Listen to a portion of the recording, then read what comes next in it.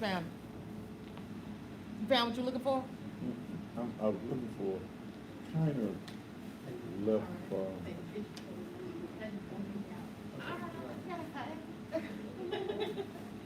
My Hannah Hills girl. I mean, my Georgia Hills girl. Oh, yes. Oh, baby.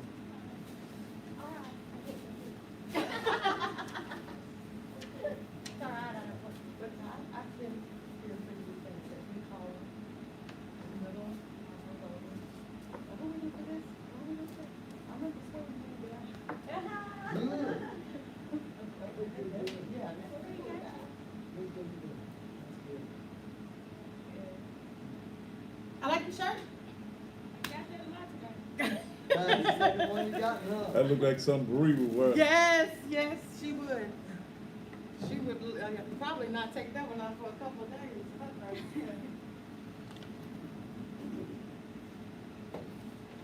Hey, Jeff.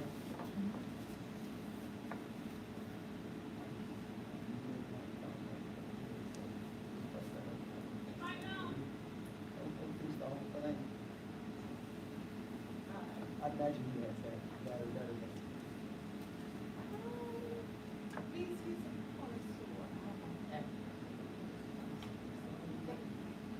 I want to try. I would love to.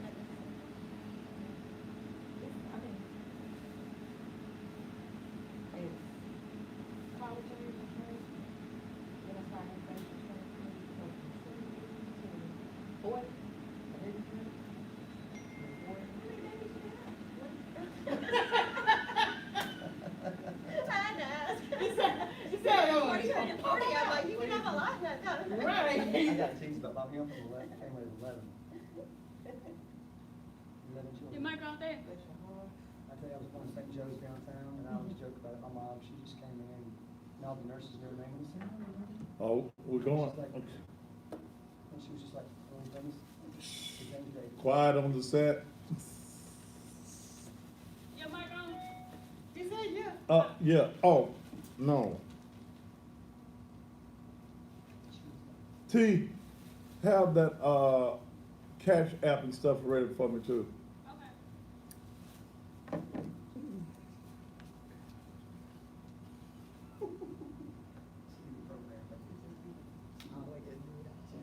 That's it.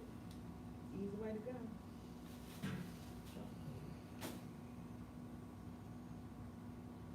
This home, you want me to turn this down? Huh? Want me to turn this off? It ain't blowing nothing. You want me to cut it off? I don't want that noise that everybody That's what I'm had saying. last night. 'Cause I'm okay. As long as I'm in a t-shirt, I'm fine. Okay. She actually mentioned this to me. She didn't want to be on the radio show, so she was going to be All right.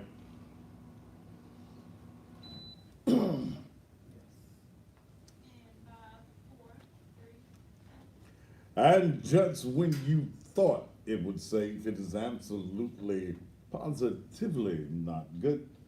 What day is this? Wednesday evening.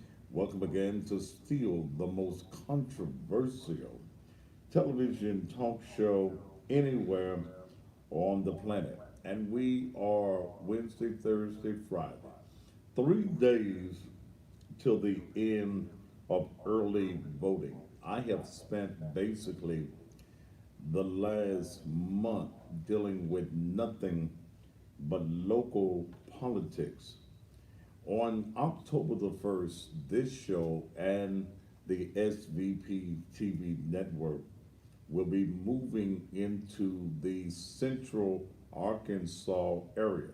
Yes, we will still be maintaining what you see here locally, but the base will be broadening as my territory, as we say in the church, is increasing. So we'll pick up another million or so viewers here of the Thaddeus Matthews show, which means that after this election, I've got to broaden the subject base. I've got to deal with more than who's running for this. Now, this season has been somewhat profitable.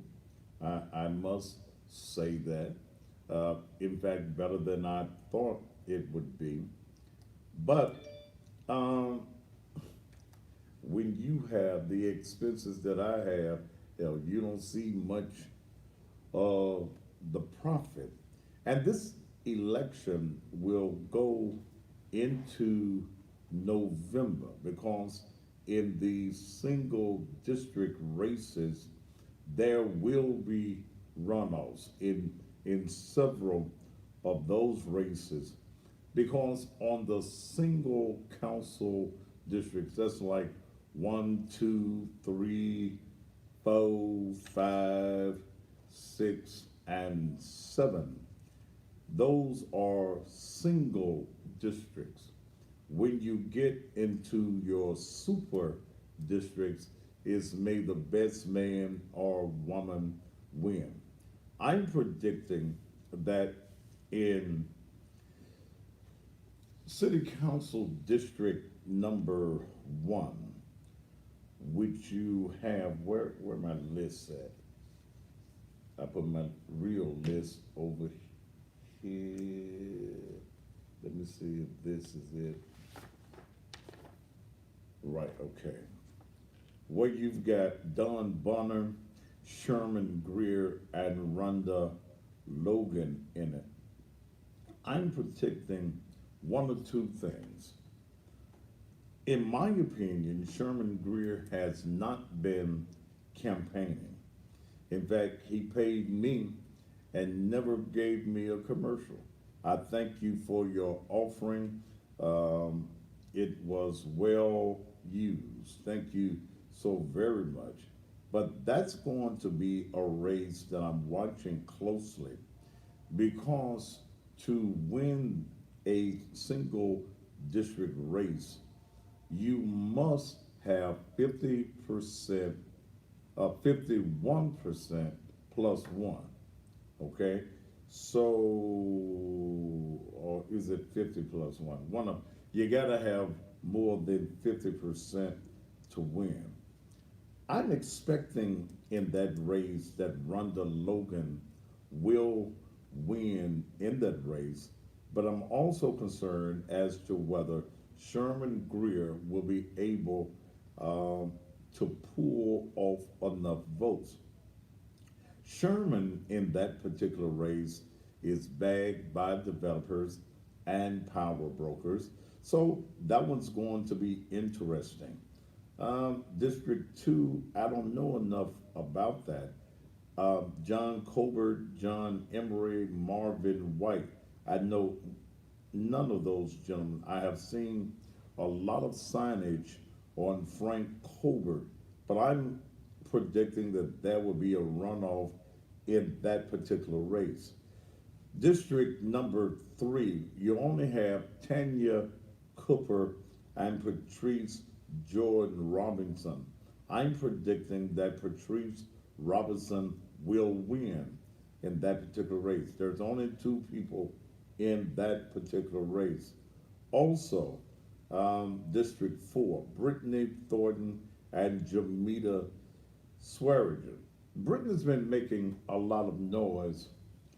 Um, I've had some issues as far as Brittany is concerned, but I don't think that she has the momentum that is necessary to win in that particular race. That's in that one-on-one. But we'll sit back and we'll see. I mean, because I was looking through all these people who are getting grants and things from the city, and I'm interested in knowing where she applied for $20,000. I don't think this time though she got any Montes. It looked like it's a zero behind her name. But I'm interested in knowing what her track record happens to be in that particular area. City Council number 5, you have John Merrick and you have Worth Morgan, who is an incumbent. I don't know a lot about their districts, but from looking at the advertising, I'm going to predict in that race that Worth Morgan will be the winner. Now, when we get to District 6, I'm kind of partial to District 6. My longtime friend of over 40 years and former city council person Edmund Ford Sr. is running in that race. Now, Ed wants to think that he'll carry it off. I think that in the end, he will be victorious. But I always, when I see a race with one, two, three, four, five, six people in it, uh, Ed could pull it off. Now, Myrna says that her husband is going to not have to go into a runout. I'm going to have to wait and see in that race. I think that ultimately Edmund Ford Sr. will be victorious, but I get real leery when I see this many people in a particular race. The voter turnout is not what it needs to be. As of Monday, 22,000 people had voted, and in the District 6 area was the highest number of persons who had went to the polls. So we will see in that race. District 7, 1, 2, 3, 4, 5, 6, 7, 8, 9 candidates. I hear a lot of people talking about, well, we want Berlin Boyd out of that particular seat. I can't tell because I don't know you, lady, you gone. I can't tell that you all want him out in North Memphis because had that been the case, there would not be 9 people in this race. There will be a runoff. There's no ifs, ands, and buts in this race. There will be a runoff. Berlin Boyd has the finances as we come out of October 3rd, and I forget what the date is in November. You'll have to go to the polls a second time. There's no way possible that Berlin is going to get the 50 plus 1 or the 51 plus 1. There's no way possible. Whoever comes in second place is going to have to be able to market themselves, to brand themselves, and be able to get the vote to return to the polls a second time. Hell, it's hard enough to get folk to the polls the first time. Second time, you got Michaelin C.S., Esther Thomas, Tony Green Cole, Jimmy Hassan, Gerard Price, Will the Underdog Richardson, Katrina Smith, Thurston Smith, Larry Springsfield. Thurston is almost dead in that race. And when he got to the place, he pulled a gun last week at Dave Wells Community Center. I think he put the nail in his own coffin. But each one of these individuals will get votes, whether it's from their friends and loved ones. No one will get the 50, including Berlin, will not get the necessary votes necessary to just win outright. Now, when we get to Super District 8, Position 1, one, two, three, four, five, 6 persons in that particular race. M. LaTroy Williams, Nicole Claiborne, Jerry Curry, Derek D. Harris, J.B. Smiley, and Pearl Eva Walker. Now, this race is going to be one that is very interesting to me. Most of you know that I support Nicole Claiborne in that particular race, Super District 8, Position 1, and I urge you as you go to the polls to vote for Nicole Claiborne. The person that the power brokers are backing is Jerry Curry, who was appointed in December, and they have already given her over $100,000, which lets me know that you are the choice of the developers and the power brokers, the elitists. In other words, they done bought your damn position on the council. What's interesting is that Jerry is not running in the district that she was appointed to. She was appointed in District 7, but she did not feel that knowing that Ed Ford Senior, 6, excuse me, not 7, 6, she did not believe that she could beat Ed Ford. So she's running in 6. She's an unknown. So this is an open race.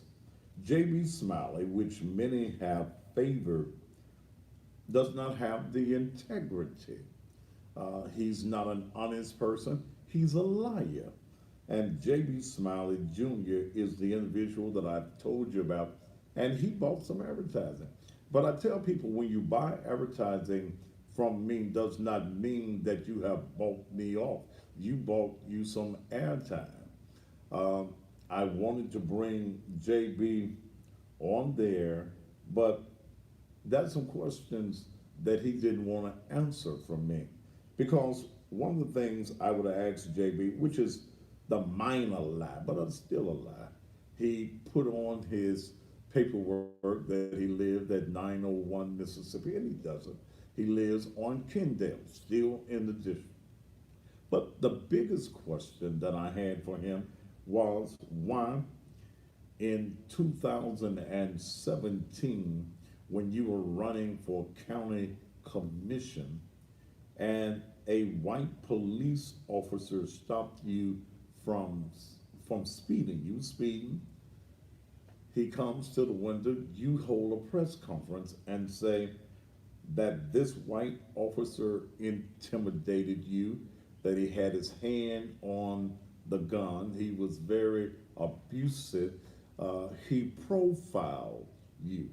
You call a press conference and put it out in the media. And this was during a time in 2017 that there were many stories of abuse, brutality, and murder from white police officers toward black men in this country. But the body camera of that particular police officer showed that that police officer was not abusive, was very polite, in fact, didn't even give Mr. Smiley a ticket.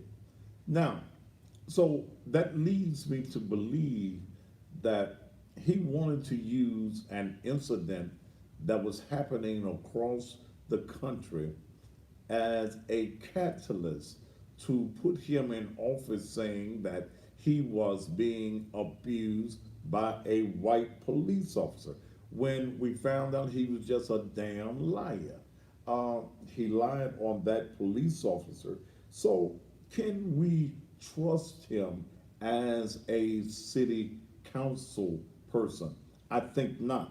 I think that he is one person that when you go to the polls, that you will say, no, he a liar, let me move on and vote for Nicole Claiborne. In that race, D. Harris. Dee and I have been friends for 20 years. There's nothing negative that I can say about him. Dee has purchased some advertising from me, and Dee is one of those persons I allow to pay me as he could pay me because I've never had any issues with D. Harris over 20 years of knowing him. You got Pearl Walker in this race. Nice young lady, but she ain't had no money. You cannot run a campaign on being nice. Now, Super District 8, Position 2. Cheyenne Johnson, Frank Williams Johnson, Craig Littles, and Brian Salisbury. I am support. And who the hell is this that keep on calling me?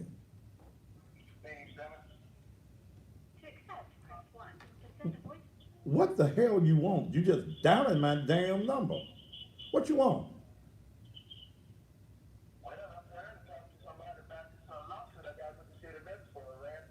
I don't want, sir, I don't, look, whoa. Why do you think I even care?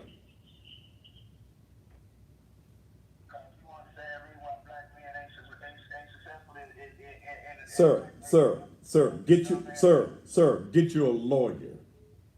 I don't care. Okay, now you want to sit down and consult with me, bring me some money, and we'll sit down and talk about it. I don't give a damn about your harassment charge. Get you a damn lawyer and take it to court. Otherwise, bring me some monies and we'll sit down and talk. But you just sitting here calling me down back to back. I ain't interested in your issue. Now let me get back to what I was talking about. Hell, you ain't heard me talking about that. So why are you bothering me? Now, what was I saying before I was so rudely interrupted? Just dialing my number back to back and don't want nothing. Y'all be wanting me to jump on y'all stuff, but you don't want to bring no money to support what I do. So the hell with you. Cheyenne Johnson, Frank Johnson, Craig Littles, and Brian Salisbury. In this particular race, I am supporting Brian Salisbury. First time he came on my show, he was a little iffy. Okay? And folk know that you can't come here iffy. Okay? But he redeemed himself the other night, had his stuff together. So in this race, I am supporting Brian Salisbury. Cheyenne is running off a name. Okay? That's all. You don't see her out here really doing any campaigning. She didn't want to spend no advertising dollars with me. What did she tell them? I talked about somebody close to her 5-6 years ago. Hell, it must not be important. Hell, I don't even remember talking about it. But you running for office right now, and I've got the largest audience in Memphis. So damn, that's a little stupid on your part as a politician, but stupid is as stupid does. So I'm looking in this race for Brian Salisbury to pull it off. District 8, Position 3. 1, 2, 3, 4, 5, 6. Martavius Jones is in this race. I support Martavius Jones. You got Cat Allen.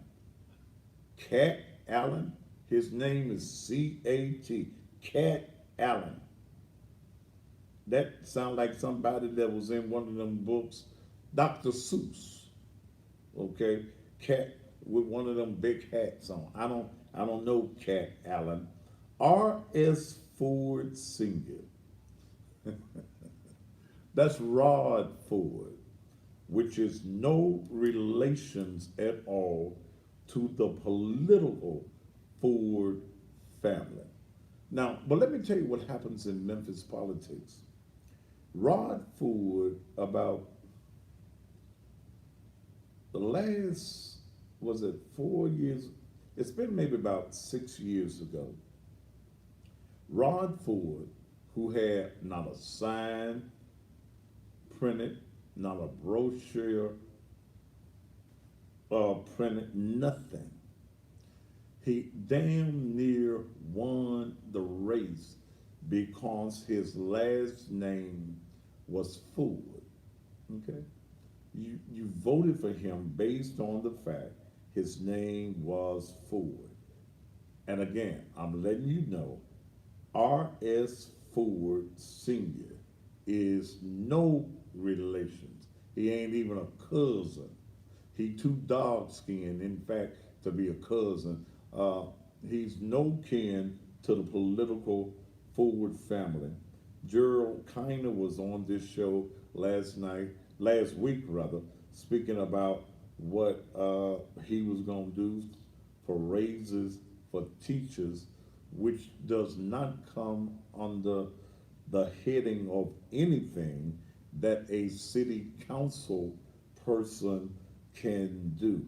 Pam Lee, I don't even know who she is. Lynette Williams, that would be Dr. Lynette Williams, just as dingy as she can be. Ain't she there? Okay. Super District 9, Position 1, Chase Carlisle's and Erica Sugarman. Chase Carlisle's will take that hands down. District 9, Position 2, Mariko Calvo, Ford Canale, Danielle Jones are in that race. I don't know a lot about that particular district. That's going to be a heavy white district. I'm looking at the name Ford Canale that has been out. In my opinion, it will probably be Ford Canale. Now remember, in all of these super district races, that whoever gets the most votes win.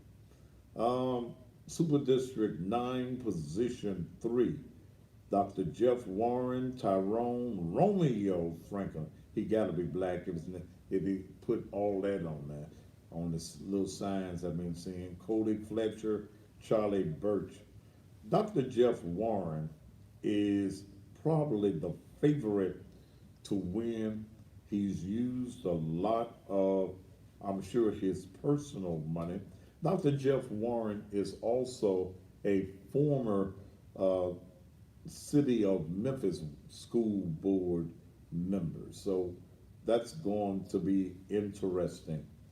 All right, county clerk, court clerk, city court clerk. Joe Brown, Delicia. You know it's a joke that go right there, but I'm gonna leave that alone. You know I wanna do it, but Delicia. Okay, I'll leave it alone. But it's sure a good joke right there. D. Givens, Carl Irons II, Myron Laurie, Lee Esther Redmond, George Dempsey Summers, David Vinceretti, Mr. Stovall is also in that. City Court Clerk, I'm supporting William Stovall in that particular race. Joe Brown, hell, I got issues with Joe Brown. In my opinion, he didn't do a damn thing as a city council person in these last few years. I saw Joe the other day, and I think he's senile. I think he's suffering from that, what's that old people's disease? Dementia. Joe walked up to my car, and I've been knowing him for years. Didn't look in there. He didn't know who I was. Then a car pulled up. He said that's D. Harris. Wasn't D. Harris. Dale was in the car with me. Her name became Cassandra. So, so I don't know if we need Joe there. But I've also been told by Mike Williams that if Joe was elected, he would be the CFO, CAO. He'd be the person running the job, running the office. Hell, taxpayers would just be paying po Joe. And I want people to know when we say Joe Brown, we are not speaking of TV judge Joe Brown. And a lot of y'all get that confused. He just Joe, okay? He ain't never been on TV as a star. So that's going to be open. But I support in that race Williams Stovall. Now, when we get down to the mayor's race, I think it goes without saying who I support. And put Doc's number up there on the page. Everything that Jim Strickland has told us that he was going to do, he has not done it. He ran his campaign on the reduction of crime, and hell, it's gone higher than it's ever been. Hell, we got a murder or two or three every day. I don't see the economic empowerment in the intercity. Willie Harrington served this city as the first black elected mayor. He was not the first black mayor of this city. That title goes to J.O. Patterson, the late J.O. Patterson Jr. But he is the first black elected mayor of this city in a city that is predominantly black. I support him. I'm urging you to support him. Those of you who need transportation to the polls, there's the number right there on the screen, 901-405-1036. When I look at this race, out of how many folk in this race? 1, 2, 3, 4, 5, 6, 7, 8, 9, 10, 11, 12. 12, and probably 9 of them knew that they had no remote possibility in this whole millennium of winning. This race, and I'm predicting a win by Dr. Willie Harrington. And why do you say that, Thaddeus? I know you and Doc are tight, but I look at the numbers. And I look at those that are going to the poll. Tammy Sawyer is a non-factor. You don't even hear her name. And I think, and I go back, Tammy Sawyer is a nothing politician. She came into prominence because of them damn statues. That I don't give a damn about them statues. I'm 62 years old. I have never even been concerned about, what's the man's name that was on the horse? Forrest, whatever, Ron, Forrest, Ron. I don't know. I've never been concerned about that particular statue. Okay? Racism is what it is. Racism exists. And I got to say this. White folk got a history just like black folk. Whether I agree with the history of whites is one thing, but you got one. How would you feel if they went down there and told the Martin Luther King statue down, or W.C. Handy. I'm not concerned about that. What I see is black folk killing black folk in this city, and we concerned about a damn statue? A statue that Willie Harrington would not have pulled down. When you look at Jim Strickland has totally pandered to the black community. Totally pandered. So he gets in bed with the brother of Tammy Sawyer, Michael Hooks Jr. That's her blood brother. Michael Hooks Jr. has received between $5 to $6 million from the Strickland administration. Now, damn, if that was my little sister, stay your ass out of this one now. You ain't gonna mess up my money. But when we go back and talk about that statue, it is not about them statues. It's about that park. It's about that land.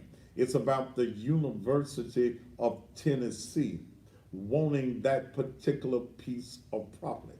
You got a county commissioner, Van Turner. You got Michael Hooks, who in the heat of the night stole the statues. Well, here comes little sister, who only won because she upset the radicals with the rhetoric of, we need to tear these statues down. Okay. She won off of that. She won September of last year. In January, she was giving her little oath and saying, I do, and she becomes a county commissioner. By the 1st of February, she's announcing that she's about to run for the mayor of Memphis and has not done anything as a commissioner. Then last week, they found all of them texts, them tweets or whatever, where she wanted to kill the white babies. I said, well, damn, you worse than Trump. You want to kill the white babies. You don't like the police. And if you became the mayor, which means that you would be the boss of every police officer in this city, do we need? No. She's a very non-factor. When we look at this race and we look at those that are going to the polls, millennials are not voting. The numbers came out for all the way up until last Saturday. Under 25 is almost non-existent in the early voting. 26 to 35, very low. The slight increase comes from 36 to 45. Then the major increase comes with the base that Dr. Harrison has, 56 to 65. They going to the polls. Then the highest number was those who are age 66 to 75. Those are the highest numbers. And then surprising, those that are over 76 years of age, they're on the same grid as those from 56 to 65. That's Doc's base. So I think that this race will basically come down to Willie Harrington. It will come down to Jim Strickland. It will come to Tammy Sawyer. And I think that the fourth person that is going to be surprising, and I like him. I like him a lot. Okay? But I told LaMichael Wilson, LaMichael, if you ran for city council, I'd have had you all the way. But I think that he's going to be the fourth person. And LaMichael and I are close friends. In fact, he's my musician at Naked Truth. But I ain't gonna play with him. He said he gonna win. And if you don't believe you gonna win, hell, nobody else supposed to. But I told him that if he wins, I'm gonna buy him a great big steak dinner. Maybe he can help me get some of these grants that everybody else getting. Now, the last two, and then I'm going to break.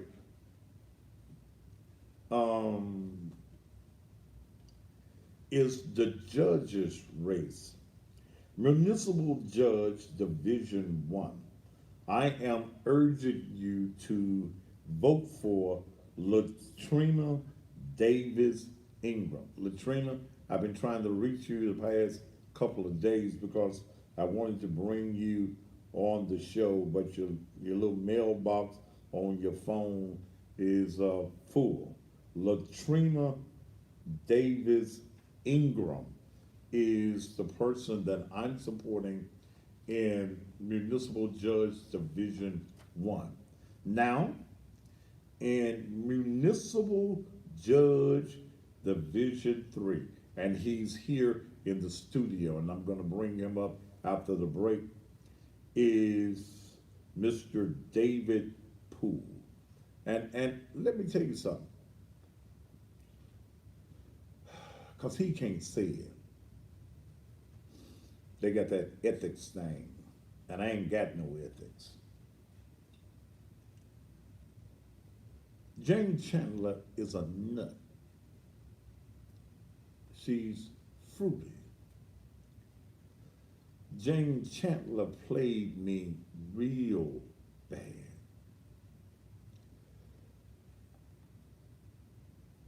And I told Jane,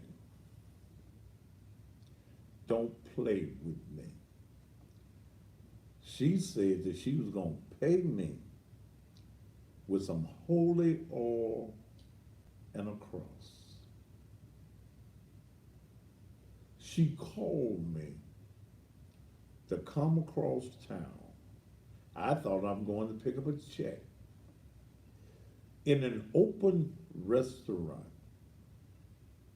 she became very loud. And I've known Joan for years. I mean, Jane. What I call her, Joan? Jane. Okay. I've known Jane for years. She got into a situation a few years ago where they tried to get her disbarred. Had it not been for me, had it not been for the fact that when the incident happened, I just happened to have went by the court, visit her, and I was in her chambers when the whole ordeal went down.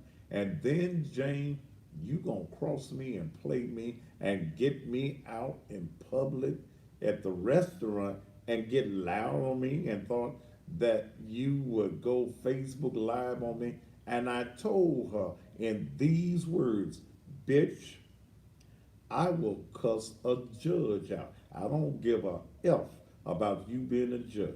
All you had to tell me was, Thaddeus, I don't want to do business with you. You ain't the first politician told me you ain't gonna do business with me. I ain't gonna get mad at you, but you gonna bring me out and just start getting some anointing oil and getting some crosses and putting crosses on everybody's table in the restaurant. They thought you was crazy too. But I've got a gentleman here who got good sense.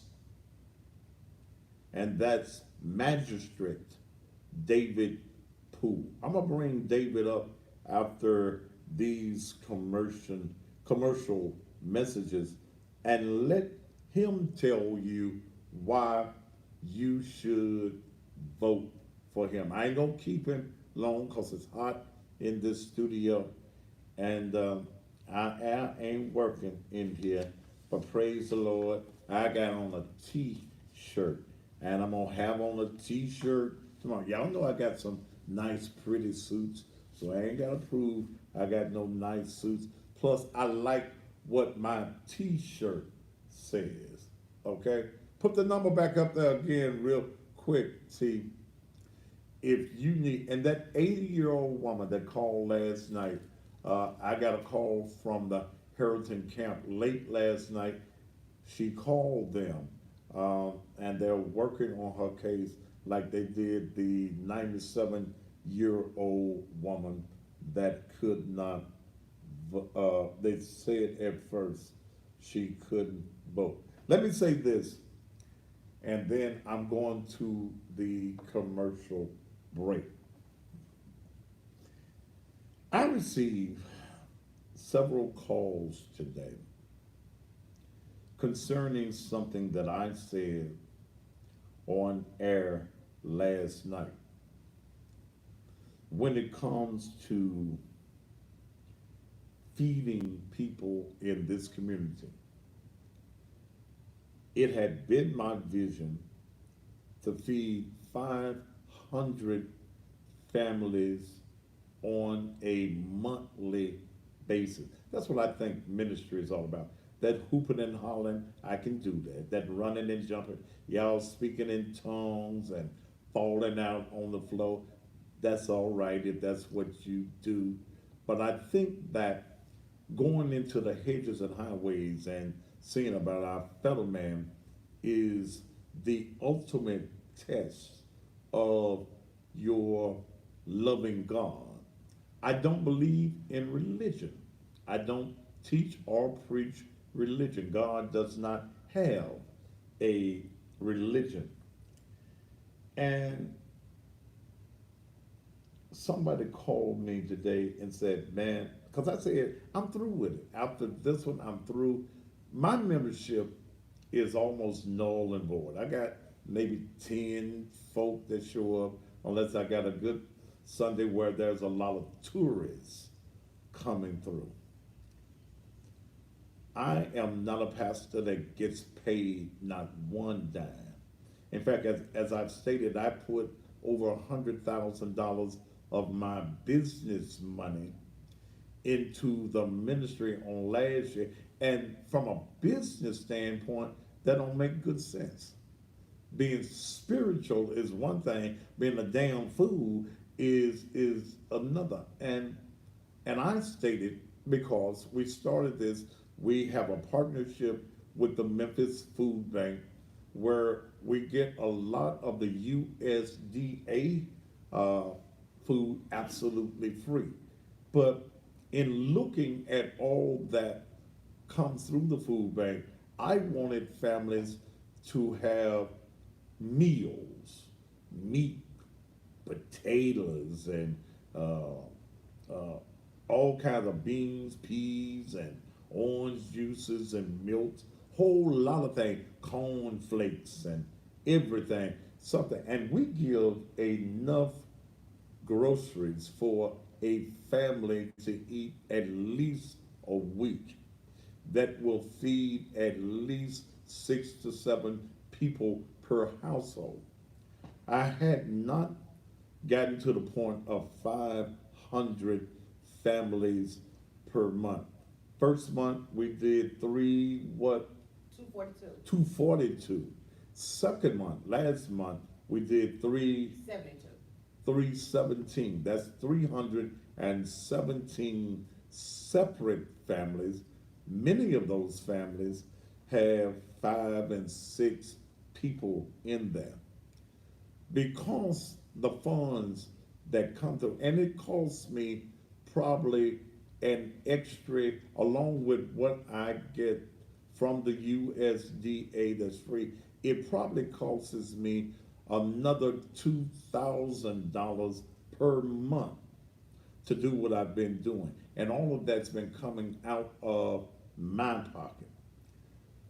Our first load of food was 25,000 pounds of food. I can't keep on doing it, and I told you last night, I'm through with it. I get calls today. One call, you help feed my family, please don't. The other one said, did you see the news story yesterday where it says that the five largest poverty stricken uh, zip codes in the whole state of Tennessee is right here in the city of Memphis? That was what? 381. You sent them to me, Dale. Let me Okay. look at them. I know 38. 126. Child, you know my eyes.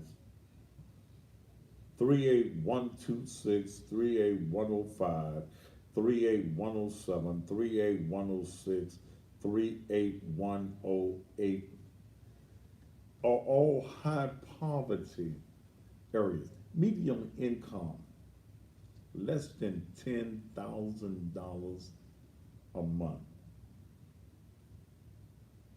And there are people in this community we call the working poor. You go to a job every day and you still can't medium income for a year, excuse me. You go to work every day and you still can't feed your family. You go to Memphis like gas and water, like I go often. They know me when I walk. Hey, Mr. Matthews, and it ain't for me being on TV.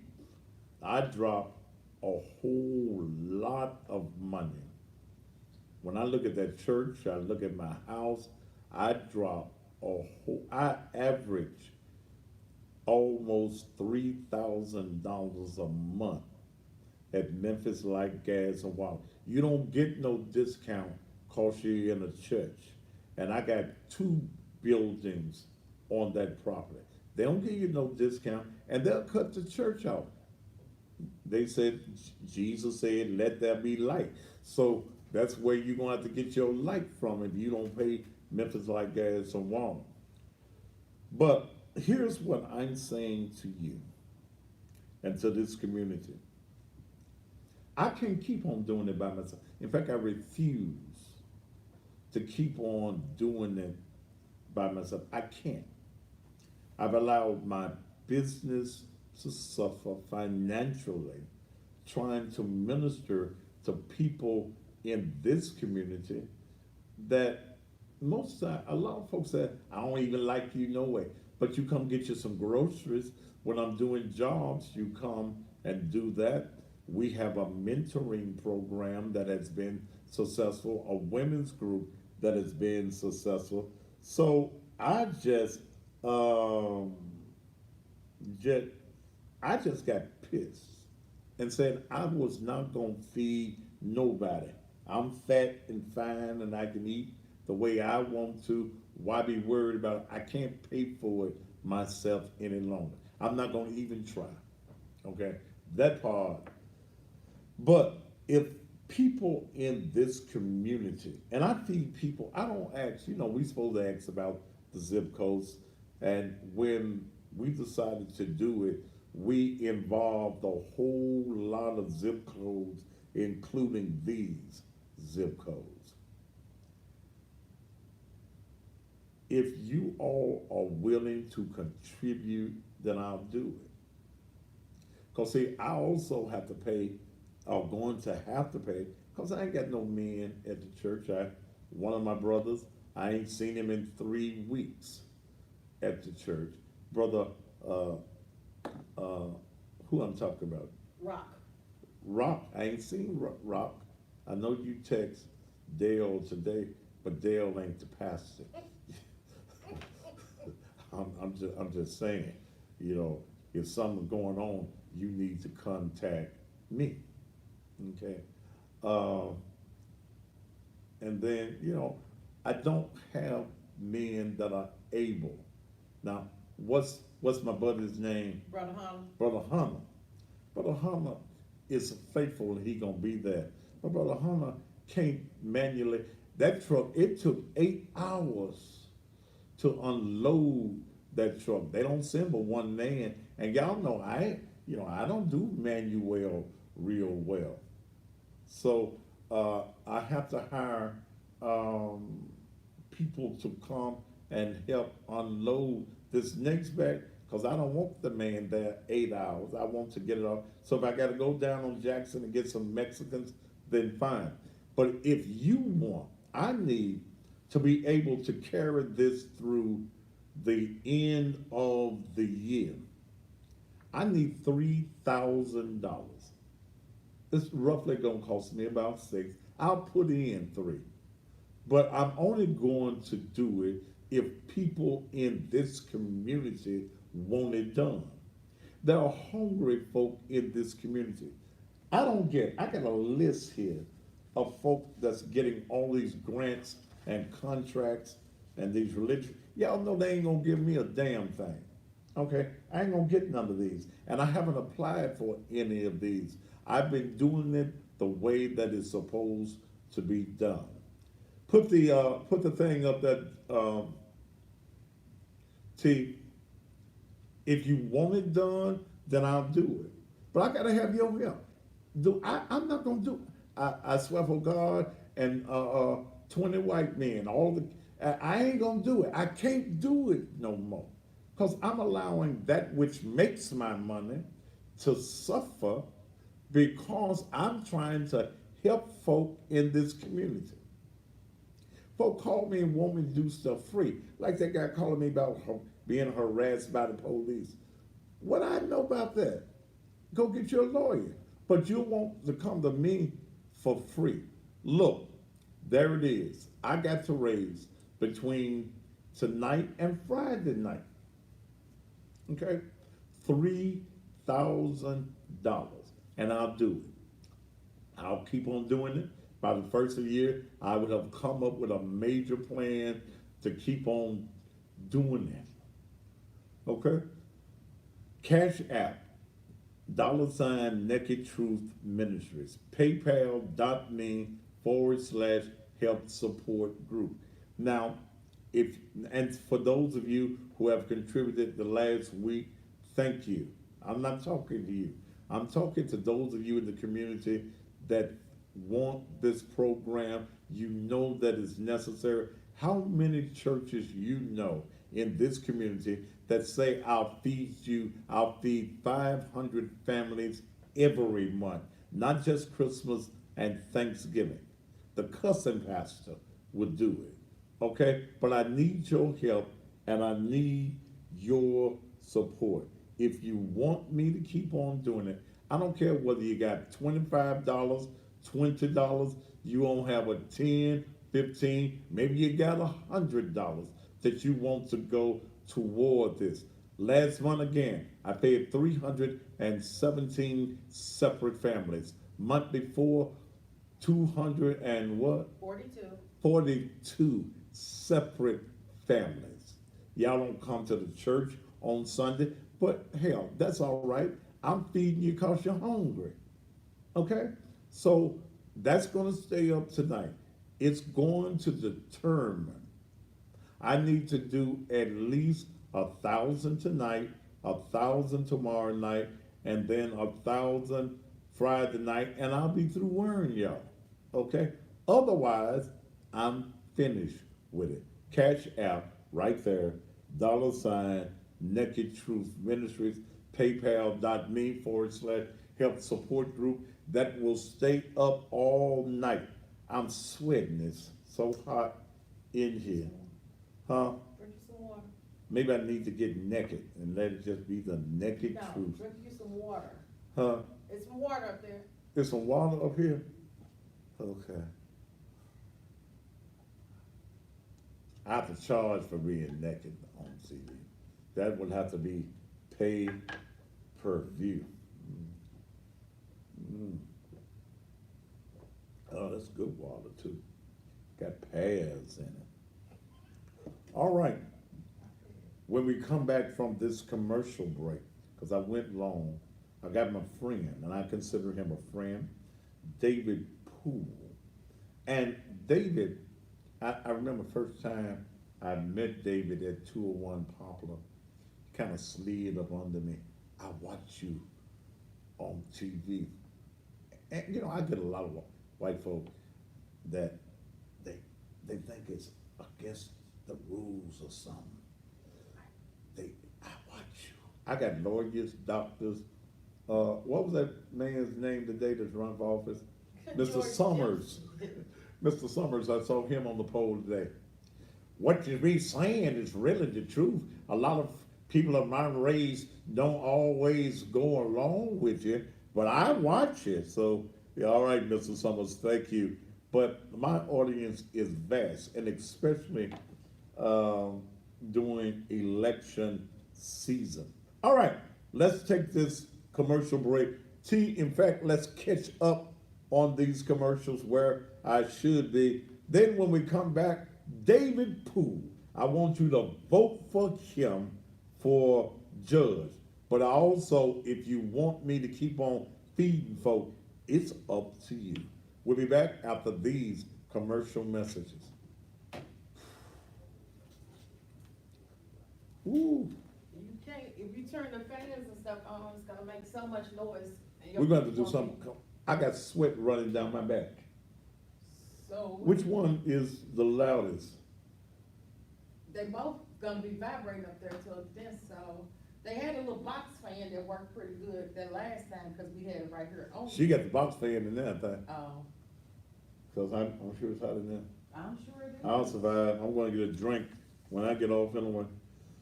And then you ain't gonna be hot no more. Ooh, it is a little steamy. Steamy.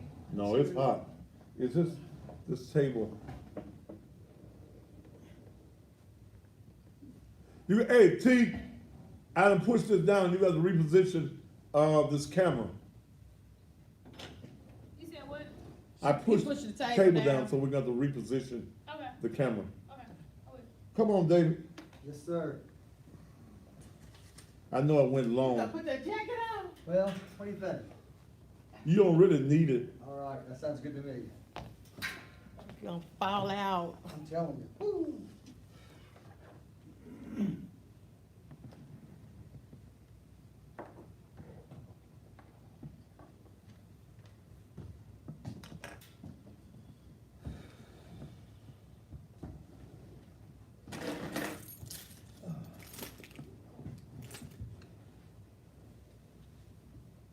Yeah, you got a little bit of press at the, Hmm? you got a little bit of press at the judicial forums. Who got press? You did. In what forums? At, Melanie, which forums was Mr. Matthews mentioned? Who mentioned me? My opponent?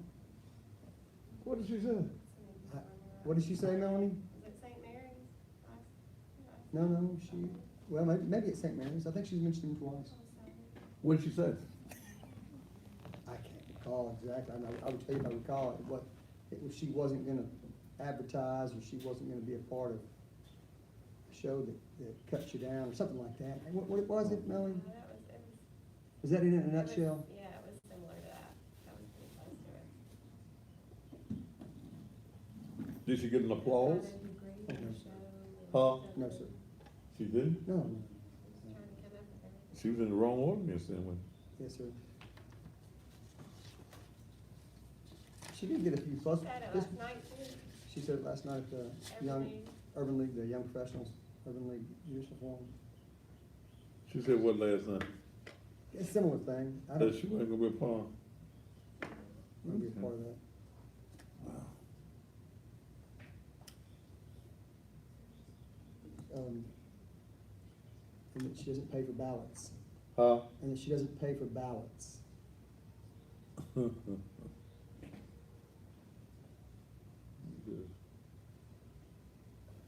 But she's got a great big sign on the interstate.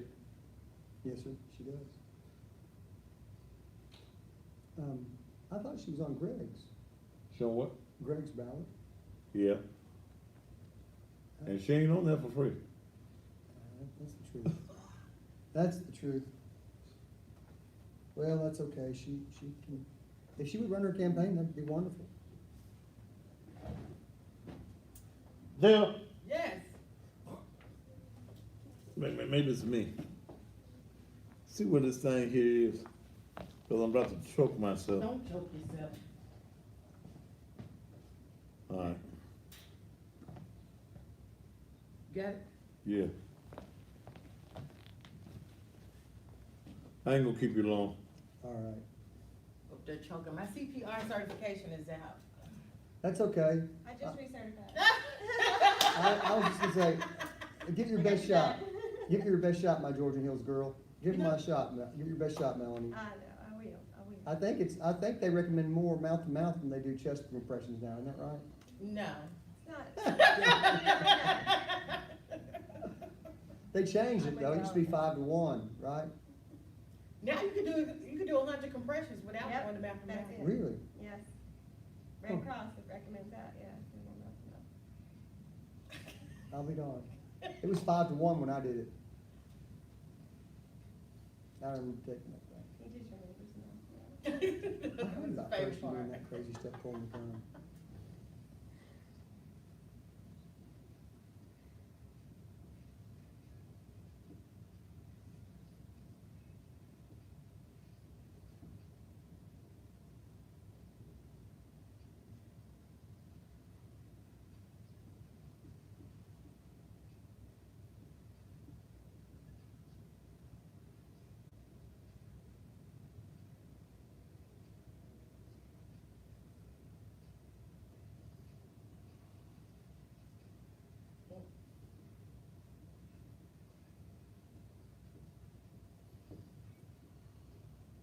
Delph, did you hear my Frank Ray Jr. jingle? He's pretty cool with it. I heard, he played it on the air, I guess right after they finished it, and said I hadn't seen the commercial. When he played it that morning, I got so tickled. I said, yeah, I like the little jingle too, yeah, that's cute. Yeah. That is. No, I mean Frank's, you know Frank Ray's? Yeah. Yeah. Well, it's voting Oh, time. I love it. Oh, my. It's voting time, what do you say? Huh? He said something.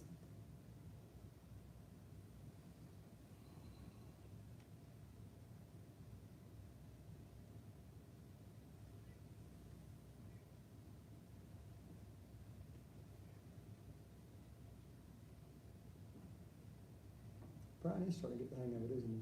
Hmm? Brian is starting to get the hang of it, isn't he? They said that, that's a good thing he's a nerd. The thing is, what? Nerd. He's a handsome guy. I mean, I don't particularly care about looking at guys, but, if I was in a bar, I would think, man, well, he's kind of a little bit of competition, but. But I was impressed with how he redeemed himself. Right. That made a big difference. So there's a lot of the people who watching, a lot of the voters, because the first time he just crashed and burned. He But- did some kind of proposal for the Coliseum at one time, do you recall that? I don't even know, they had a few proposals on the table and the city council addressed some of them, No. that was maybe 4 years ago, 3 or 4 years ago. He's gone, Selena. I just know with him going to do city council, I was like, okay. But then we came back, he was able to answer the questions, which is a big deal. So I'm like, okay, as long as you can answer some questions now. Because at first it was like, oh no. Memphis Master Barber. Bye.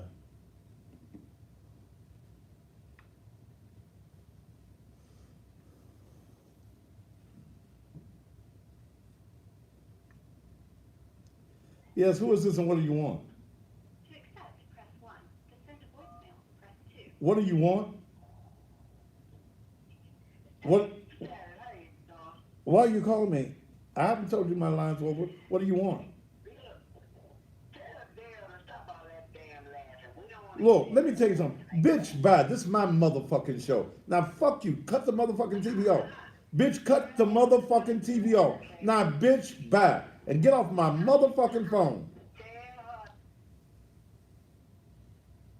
Excuse me. But y'all in my courtroom now.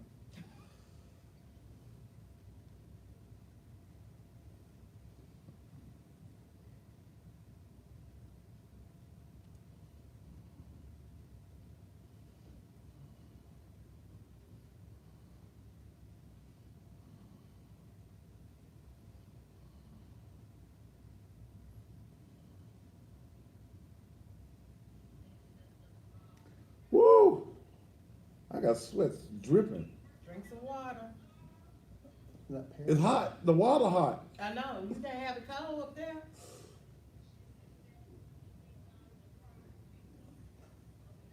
It's like a kid drinking a slushy too fast. I just want to drink it too fast. Let me have it. Give me the cold stuff. It was just like, Give me the you cold say, stuff. my voice cracking. Hell, I mean, give me but if I cold drink it, water. if I drink too cold of water while I'm on air, I go hoarse.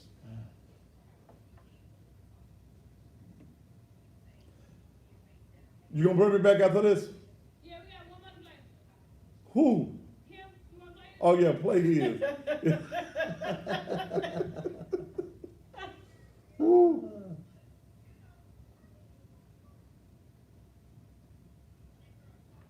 I was teaching at Memphis Catholic when he won the first. Huh? I was teaching at Memphis Catholic when he won the first election. That was really something. What did you teach? Music? Music and English. I didn't teach English at Catholic. I taught English later at a different school, but music. Judge Johnson's brother went to Catholic. Judge Johnson went to Father Bertram. How can you book me? Email me at thaddeus.matthews@gmail.com or inbox me your info and be able to pay for me coming. We'll discuss fees. Who is that? Ease and money. We'll see how easy your money is.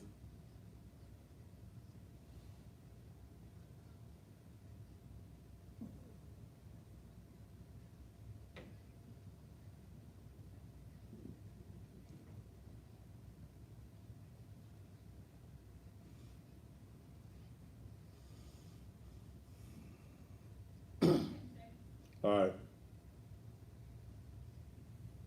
Make sure, let me know whether you can hear him as well. Okay. And 5, 4, 3, 2. And welcome back. Hey, Dale, Yes, sir. that was a lady that called that said she don't want to hear all that damn laughing you got, that you be laughing in the background. Mhm. You ought to call her at 308-4522. That's her number, 308-4522. And I know you've been, go out in the hall now, I got guests. You've been around me long enough to know some choice words, but this is my damn show. And if I don't say nothing, ain't nobody else on the planet got nothing to say. And the rest of y'all call her and tell her to mind her own damn business. Just ringing my phone off. 308-901-308-4522. David Poole, Yes, sir. how the hell are you hot in here too? I'm hot in here. Okay. Man, you're running for judge. And I think you got some momentum. Why are you running for judge? Well, there are two reasons. First, I'm running because I want to be the judge in Division 3. Mhm. I want to be a judge. I believe in myself. I trust myself. I trust myself more than some people. I think that I'll do a better job than the person who's there now. I wouldn't be running. Okay. The second reason is, and it's just like we said on the commercial, is years ago, people began to ask me, would you please run for Division 3? Mhm. The clerks and the city court clerks, Mhm. not in just in that division, but in all the divisions, Mhm. would ask me, please consider running for Division 3. The lawyers who appeared down there would ask me, and the officers who were the bailiffs down there would say, please, please run for Division 3. There have been retired bailiffs from Division 3 that have commented on my Facebook page saying, I'm the former bailiff, I support Poole. Mhm. So I want to be the judge, that's the first reason. And the second reason is people want help, they want me to be the judge, and I want to answer that call and do something good. Now, you are presently a Shelby County magistrate. Define for the audience, because technically to me that's a judge. What is the difference? Well, what does your job presently now entail as a magistrate? Right. Well, the magistrate is it's a member of the judiciary, certainly, like Mhm. you said. We are junior to the General Sessions Criminal Court judges. Mm-hmm. We are there to assist them. You may know the movies where someone's knocking on the judge's door at 2 o'clock in the morning, can you please sign this warrant? Okay, And that doesn't have to happen if you have magistrates working for you. okay. We work in the intake portion of the jail annex. Mm-hmm. You know, judges are gatekeepers between the police and the people and Mhm. the other branches. So we look at every warrant, we look at every arrest warrant, we look at every seizure, we conduct seizure hearings, we set bails. Okay. We're fair and impartial judges 24 hours a day, Mm-hmm. members of the judiciary. We also handle all of the orders of protection in Shelby County. And our third job is when the General Sessions judges are absent, we sit for them to continue their dockets running. Okay, okay. Criminal So judge. basically, you are technically a judge, not an elected judge. That's right, we're appointed. You, who appoints? Initially, the Shelby County Commission Okay, appoints judicial commissioners, magistrates. okay, After that initial appointment, the General Sessions Criminal Court judges reappoint you. okay, When your term ends, they run from 1 year to 4 years. okay. So presently now your bonds and seizures, anything, once you go to jail at 201 Poplar, you have to come by a magistrate. That's correct. You decide whether a guy's gonna ROI or whether he's going to have to pay a bond. You decide what that bond is going to be. That's correct. And you've been serving in that position how long? 3 years now. Okay. When we deal with the municipal judge for the city of Memphis, what is it and what type of offenses will you be handling? Now, municipal court only handles city ordinances. Okay, And the majority of those violations are traffic tickets. okay, Probably 99% of the violations are traffic tickets. But any ordinance violation can come before the municipal court judges. okay, okay. But basically 99% is going to be tickets, That's correct. okay? Citations, Yes. okay. What would you do differently in Division 3 than the current judge? Well, that's a difficult question to answer, but I think I can form an answer.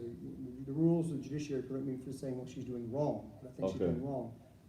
I can tell you that I would change some of the procedures. Currently, the police officers actually sit out of the courtroom and they are called in when their case is ready. I would let police officers come into the courtroom to wait for their matters, and I would be fair about who comes in order. You want to take care of people who are elderly or with children or Okay. disabled as fast as possible. Mhm. You know, I always think when I'm in my current position that the police need to be on the streets. They don't need to be waiting Okay, in line for me. I take care of matters as quickly as I can if I okay, have to deal with police officers so that they can be on the streets. I'm neutral, but I'm still a citizen, and I feel safe when police officers are on the streets. when individual citizens come into your court, what is your demeanor going to be? Are you going to just basically say, well, the police said you were speeding, so you must have been speeding? Or will you allow citizens to explain certain situations? A judge has to be neutral. Okay, The police are not automatically right. okay, That's not the process, and that's not the process that was contemplated under the United States Constitution or our Tennessee Constitution. And as a magistrate, I don't always agree with the police, but I explain to the officers why I disagree and why, for instance, I won't sign this or I'll deny this warrant. And sometimes the police officers get angry, they're people, but if I deny a warrant, it's denied. okay, And there's no turning back, and I explain it, and most officers respect what I do. When people come into the courtroom, Mhm. if I were the Division III judge, when I'm the Division III judge, and they want a trial, they will have a fair trial. Okay. It's really kind of a more probable than not scenario, and if they can present some evidence that is likely to defeat, for instance, a LiDAR machine or a radar machine, I will certainly listen to it. The vast majority of those tickets are handled different ways, either Mhm. through a traffic school or a dismissal at cost, or a Mhm. dismissal with no costs, Mhm. things of that nature, some type of amnesty if we possibly can, because traffic tickets can harm people's ability to maintain insurance, Mhm. even their ability to maintain a driver's license, and nobody really wants someone to have a hardship that prevents them from working. Well, I'm sure like now, for about the last 6 months, there have been police officers at almost every exit on the interstate. So I'm sure that there has been an increase uh, in tickets.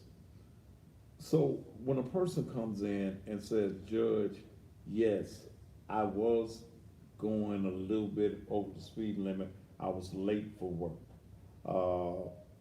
Is there any flexibility in the law that allows you as a judge to maybe reduce the fine or say, or give that citizen a second chance? Certainly, there's some amnesty opportunities. Okay, And as the judge, it's not my job to punish people. okay, It's my job to listen to the facts and apply the law Mhm. and to issue justice.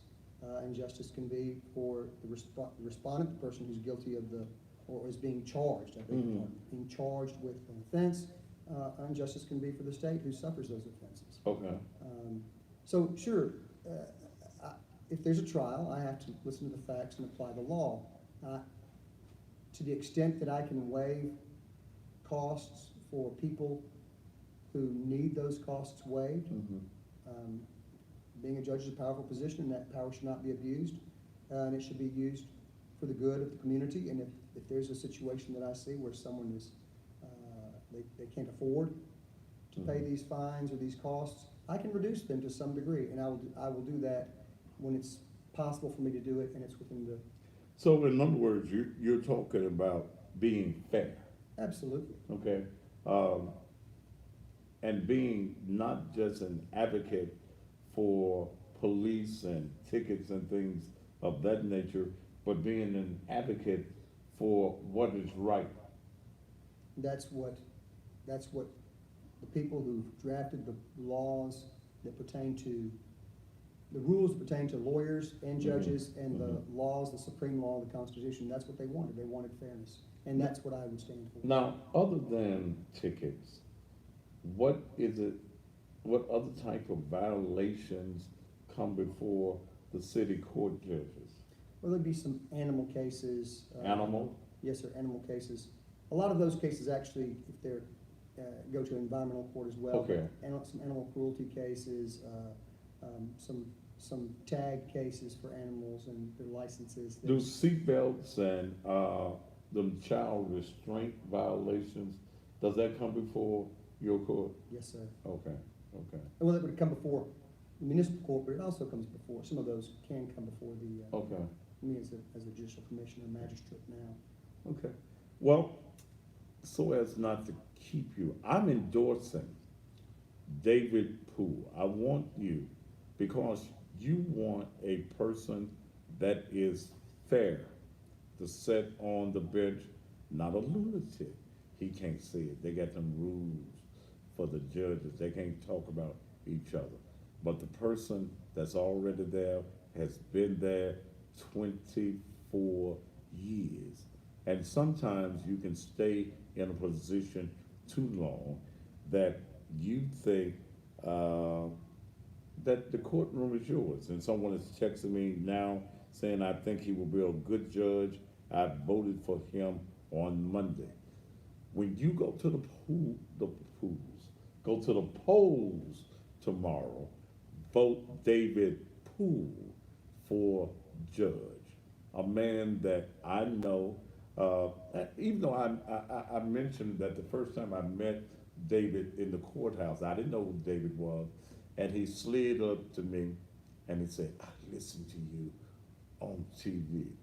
I said, "It's okay, you can say it out loud." But I know him to be a gentleman. Everybody that I've spoken to in 201 about David Poole says that he's the best person. Warren Jones just texted me, "I voted Poole." You know Warren? I do know Warren Jones. Okay. He's a wonderful man. Yeah.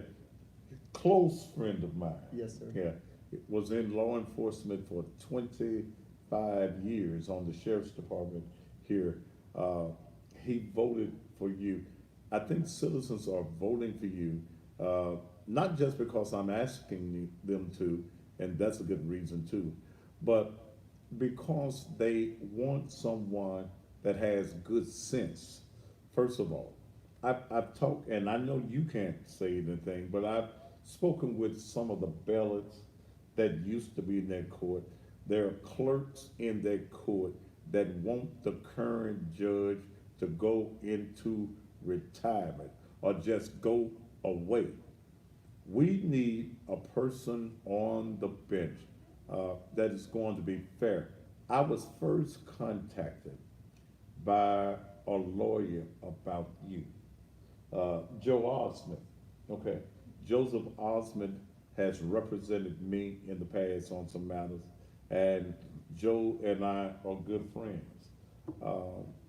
And I think Joe got some aspirations of being a judge too.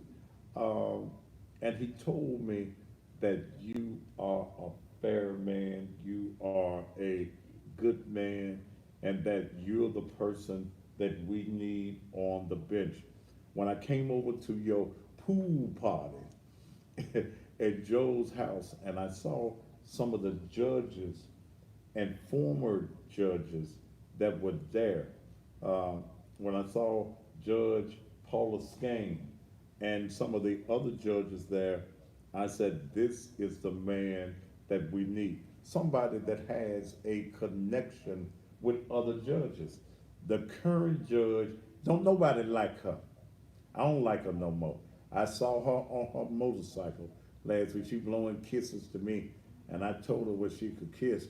But we need a person there that is going to make sure when you go down the ticket. Now, here's one of the things, David, I'm gonna let you go. A lot of times I don't see those courts open. I see people having to line up and go and see the clerks. What is that all about? Well, I practiced those courts for many years, Okay. and I would see most frequently. Sometimes the clerk can handle your matters. Okay. The prosecutor is there. The prosecutor can handle your matter. Of course, the judge, so to speak, blesses everything and keeps those records. But if someone demands a trial, it's going to be in front of the judge, certainly. Although basically people who say, look, all right, I was speeding, I ain't got time to stay down here, let me go and. Yes, sir. Guilty, they'll enter. Okay. Guilty pleas or some other disposition with the prosecutor. Okay, okay. And they have two, there are two, there's a 9 o'clock docket and there's a 1:30 docket. And I can tell you, maybe you saw in my commercial, I've only taken one sick day in my entire life. If elected, I will be there for the 9 o'clock docket and for the 1:30 docket, like I'm supposed to be, every day. Unless I'm sick. Okay. That's one okay. day maybe. Okay. All right. Look in that camera. I'm gonna give you 2 minutes to tell citizens of the city of Memphis why you should be elected and why you deserve their vote. Yes, sir. Thank you, Mr. Matthews. I want this position because I think there needs to be fairness brought to the division. I believe that the clerks, the bailiffs, the lawyers have asked me to do it so that I can come down there and be the type of person that I already am, fair, honest, and issue justice. That's a very biased thing for me to say. It personally benefits me to say that. And whether you can believe it or not depends upon whether I'm telling the truth, which I am, and whether you do your research. And if you do your research, I would encourage you to, in full disclaimer, to do your research. Ask the police officers that appear in that court. Ask the Memphis Police Association has endorsed me. Ask the lawyers who appear in that court. The Memphis Bar Association just did a poll to see who was most qualified to be the judge in Municipal Court Division 3, and they overwhelmingly picked me over the incumbent. The Teamsters have endorsed me. So both sides of the spectrum, lawyers, prosecutors, and defense attorneys, people who are driving and either going to receive traffic tickets, CDL drivers, Teamsters, officers who are giving those tickets, all of these people have endorsed me. They know my temperament. The Shelby County Deputy Sheriff's Association has endorsed me. So I can tell you all day long that I'm fair and I'm honest. But if you listen to those people who have endorsed me, they believe I'm fair and honest also. So if you're concerned about, you're not sure whether you should vote, certainly you should be sure Mr. Matthews is telling you, and I think he's telling you the right thing. Do your research if you'd like to, and the answer you get, I'm sure, is that these people recommend that you vote for me. So please, when it gets hot, and it's definitely hot, everybody likes a pool. Please vote David Poole for judge. All right, David Poole, and I'm urging you, there are 3 days left in early voting, and then next Thursday, October the 3rd, give David Poole your vote. Everybody likes, when you get hot, you like a pool, okay? Swim on over to the edge and vote for David Poole, Municipal Judge Division 3, okay? Division 3. Make sure you write that down. David, thank you, my friend. Yes, sir. You and Melanie for coming along. She handling your campaign? Yes, sir. She's definitely propping me up. Okay.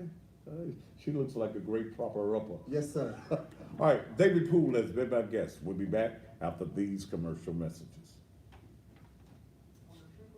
Thank you, Mr. Matthews. Thank you, my I friend. know you're hot. Huh? I can feel it. Whew. I got about 30 And the lights minutes don't left. help. Oh, my goodness. I would run those commercials long and turn the AC on. You know what you're doing. I will have to say, you two look very hot up there. Yes, and then I got these lights on me. Yes, I know y'all hot. Well, I told We Ms. got a lot of people, I don't Told know Mel. for him, they don't even live here. I'm finish it off and let me taste it. I've never tasted anything that good before. Well, I can't say that. I just never had any. Yeah, I'm gonna take that and put it in my office. Well, I'll have to join you, hopefully real soon and, have a, Yes, sir, we'll do that. Thank you, my friend. thank you, Mr. And I believe you're gonna be victorious. I sure hope. I'm Knocking on wood. working All right. that, tomorrow morning I'm over Sam Cooper waving signs. Okay, I do it okay. every morning that I don't have to work, every afternoon. And thanks, So do you basically do the night court?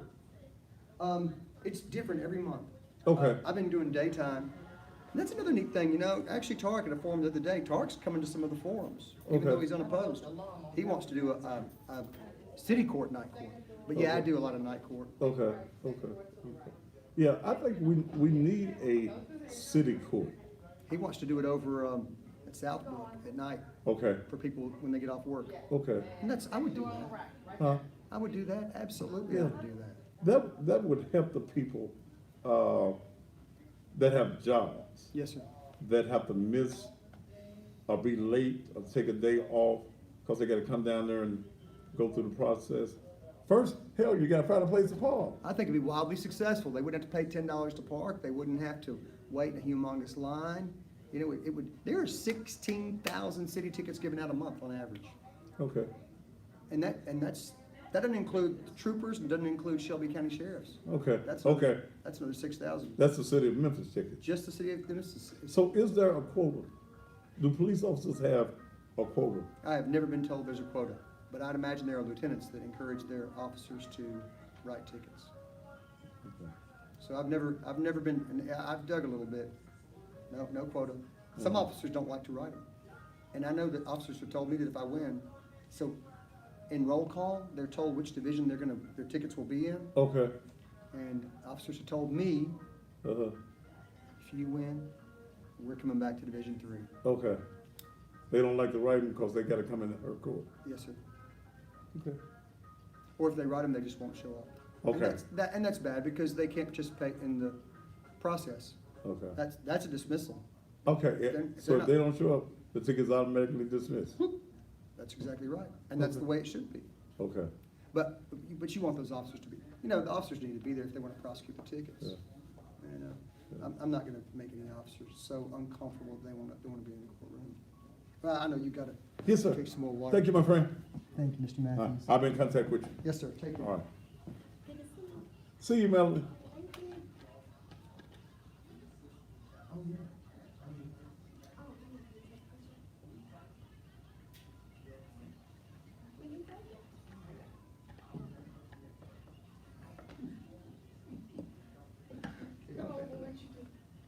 Oh, okay.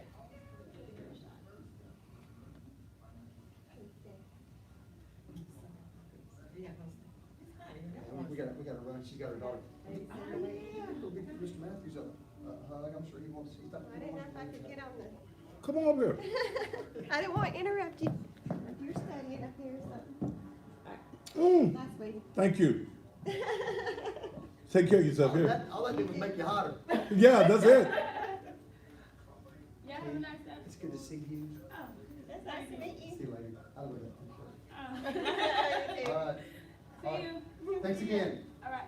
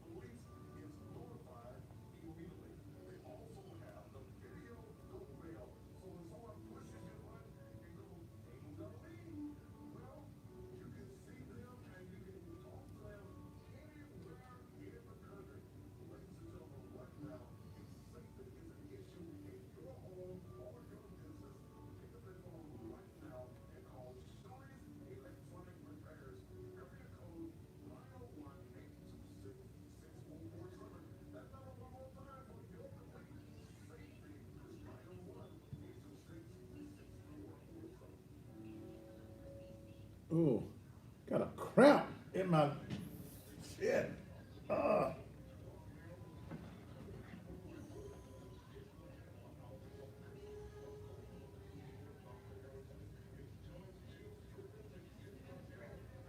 When we come back, put the PayPal stuff on the screen. Okay. Jay Lucky Jr., you're about to be put up. What the fuck y'all advertising your security business on my page? You're about to be blocked from the page. If you want to talk about your security company, you need to buy some advertising, brother.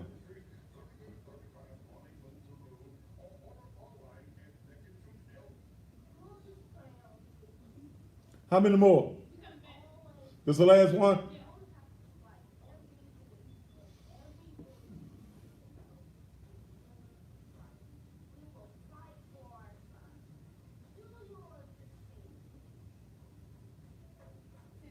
All right.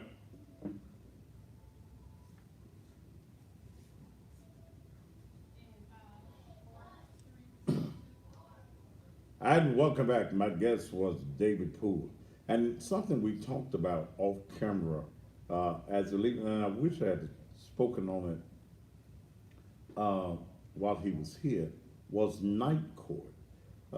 It is his idea, along with one of the current judges who's running unopposed, Tariq Sugarman, that a night court would be designed over in the Southbrook Mall. That would allow individuals who have jobs, not to have to drive downtown and find a place to park. It costs $8 to park. Now I park in the media section. I go around the building till a media spot is open, but it costs $8 to park and then go to court. A lot of people miss time, and you're on those jobs where you don't get paid if you don't show up on time, and you have to take a whole day off. So I think that the night court is something that would be very plausible in this community. All right, now I stated that if the citizens of this community do not want to help me with the food bank program, then I'm going to be finished. I'm going to feed, I've got enough food for 200 people, and I'm going to do that next Saturday, and then I'm through. Not one person, did you see anything on the PayPal? No, sir. Not one person, not one $5, $10, or $15 has come through for the food bank. I got somebody that gave me an idea, a plan. So far, 30 years, you have fed over 500 families. Ask each of those families to send in $10 per family. Can't do that. Can't do that. I can't do that, no way, okay? That's against the rules of the food bank. I can't charge people for the groceries, okay? I know you meant well, whoever Jay Cannon is, but I can't do that, okay?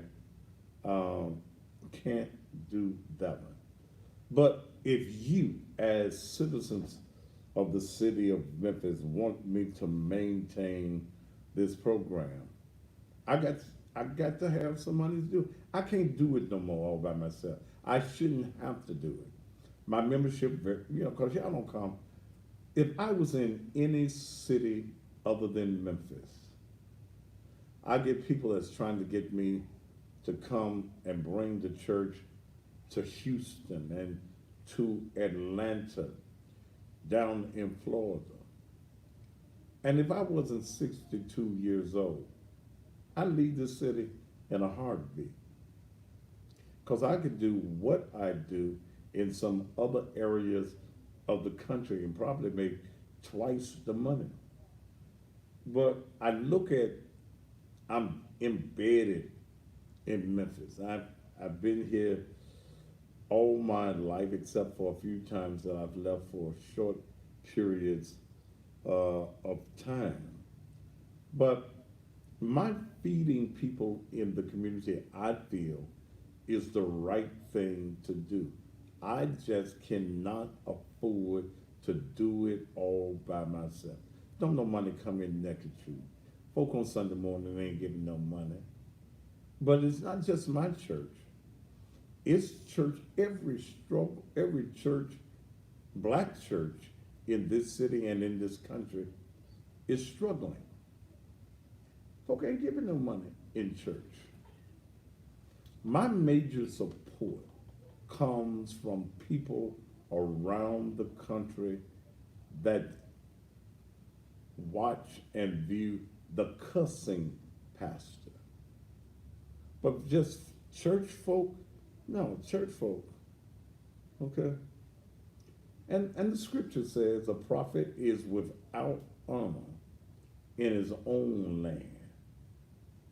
And I just, what's that word I used yesterday? I had that epiphany. That is, you got to use some sense. I had, before I started ministry 3 years ago, I had no money problems. None. I didn't have no money issues. I made good money. way up in the six figures. I made good money on a yearly basis doing what I do. But I wanted to be, I don't know who I wanted to be. I was led to go back into ministry. I did that. I think we've been successful in a lot of areas. But y'all won't visit the church. And I've had to understand that many of you cannot separate who I am on TV from who I am Sunday morning. You can't separate the ministry from what I do on TV. And I've been in broadcasting 35 years. And the cussing pastor has become an entity all within itself. And many of you in Memphis, because this is the quote unquote Bible Belt, and y'all believe a lot of this bullshit that y'all been getting for years in the church, that when I come to you with other things that bring you out of that box of slavery that you're in, I don't want that. My grandmama said, and your grandmama watching me, because everybody tell me my grandmama watch you. So what I am saying to you is,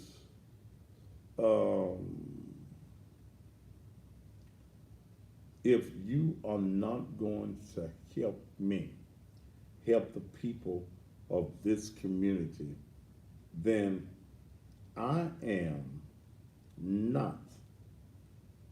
See, I don't have anybody that I can depend on a day-to-day basis at the church but Dale. And she's overworked. She ain't underpaid, but she's overworked. She works 7 days a week. We put strategies together. I be tired. The day I was so tired that I went to Piccadilly's. Before I could get out the car, I fell asleep in the car. When I got to the church finally, all I could do was get in my recliner and go to sleep. I'm just that tired. And I've got to take care of Thaddeus. I ain't got nobody else to take care of me but me. And when I get sick and down, hell, I ain't got nobody I can depend on but me. So I've got to do some things for myself. I've got to get back to making my money the way I was making my money. And I'm just going to have to say the hell with a lot of issues that go on in this community if it don't make me no money. Okay? I want to see people eat. I don't like to see hungry children. I don't like to see people working from can to can't, and all they can get is some hot dogs and some beanie weenies. But, and you know, I buried your mamas, your daddies. Hell, probably gave y'all money to bury your cats and dogs. When you got your issues, as long as I was doing it free and didn't charge you no consultation, my phone was ringing all day. Can you help me do this? Will you talk about this? You want me to talk about your lawsuits where y'all gonna get paid, but you don't offer no contribution to the ministry, to the church. And I just got to stop being a fool for the folk. See, I'll go broke for messing with black folk. I will. I'll go broke. I'll be homeless. I'll have to do like some of y'all do, go downtown and get me one of them little scooters that y'all be on. I don't know how y'all ride them things, and ride all over the city too. I'll be hungry. I'll be without. Trying to help a people that don't give a damn about me. So I got to put my mind wholeheartedly back into my business. And as much as I want to feed 500 families every month, do you realize that there are over 200,000 people in this city on a daily basis that don't know where the next meal is coming from? And I just had one of them feel-good moments that I wanted to put a program together.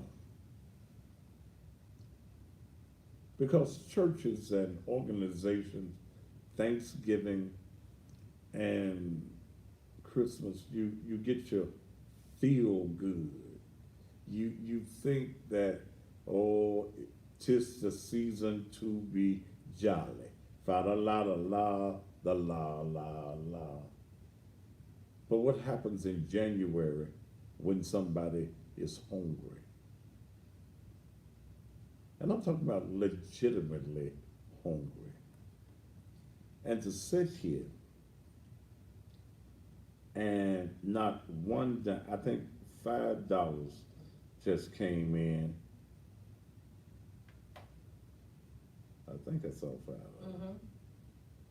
Bruce Love. Bruce, is that who I think you are? What's going on down there? 25. Latasha, thank you for your $5. We got into Friday night.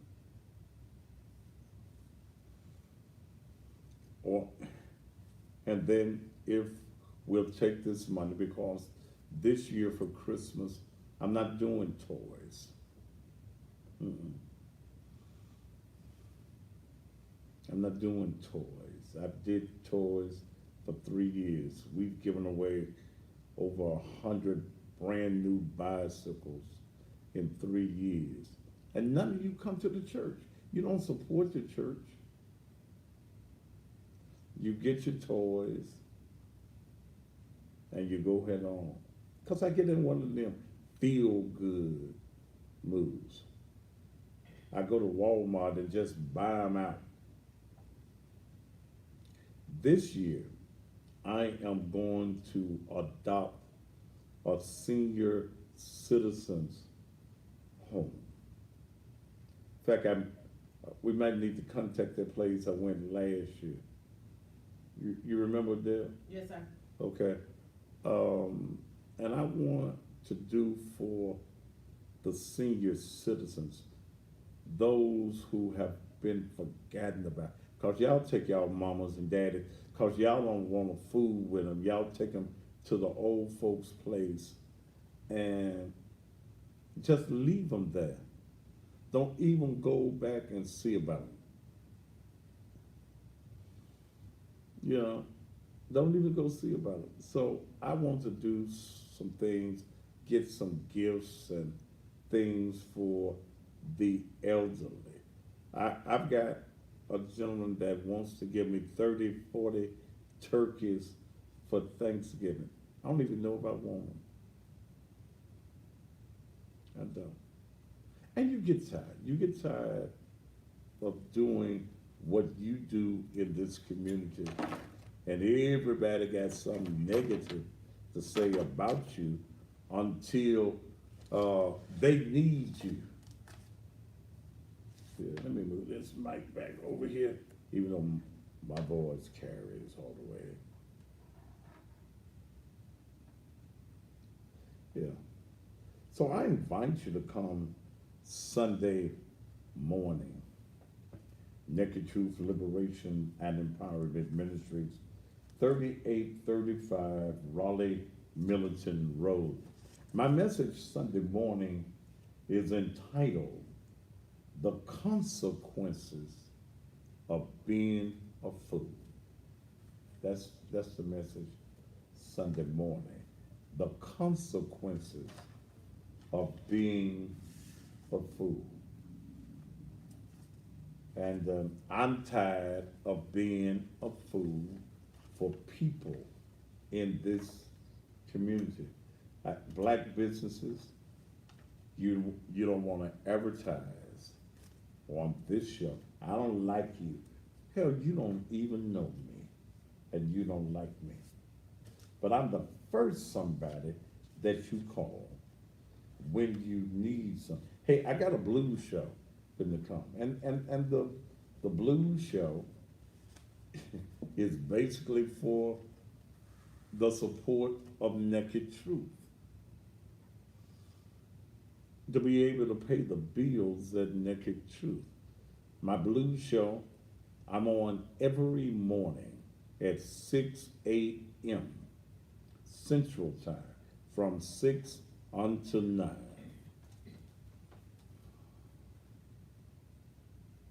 Okay, from 6 until 9 on AM 1600 WMQM. A lot of these politicians wouldn't advertise because it's fat is. 2 minutes, I got 2 minutes left, okay? But you can't come on this show for free. I'm sorry. This show costs $6,000 a month. The radio show costs me. We're getting ready to go into Central Arkansas. So my emphasis has got to be on what I do. And again, I cannot allow people that don't support me to make me like them, broken poor. DMC Cleaners, located at 62 Fairway at 3rd, black-owned business. They've been advertising with me for the 6 years, almost 7 years on this show.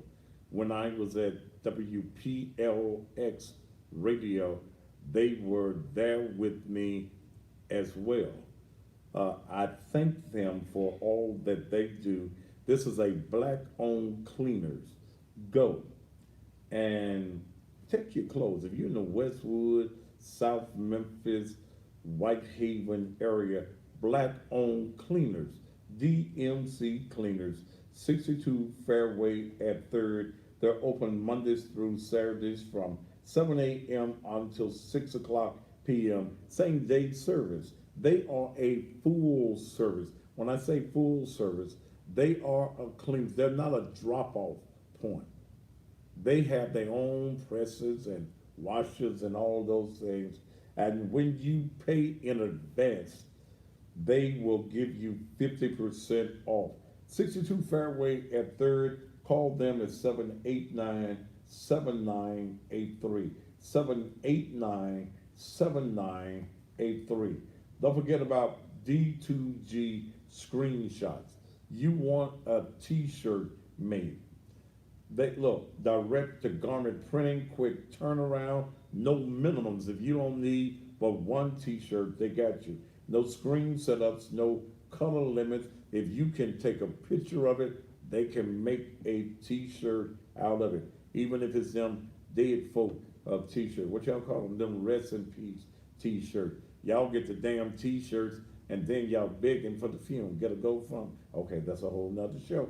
Call John at 279-0434. That's 279-0434. And last but not least, Goldsmith Security Academy. If you need a handgun carry permit or if you are a security guard, call Goldsmith Security Academy. They have an 8-hour course, beginners and immediate firearm classes, You must be 18 or over, and his classes are done 24 hours a day, Sundays after 1, after he leaves Naked Truth. Call Sean Goldsmith, 634-8384. I must say, as I leave, I am disappointed that we only got about $30 tonight. But you can think I'm playing if you want. I'm not going to sweat myself and stress myself over helping people that don't give a damn about me. Join me at 6 a.m. in the morning for the Beds and Blues on AM 1600 WMQM. Until then, top of the evening to you. Oh.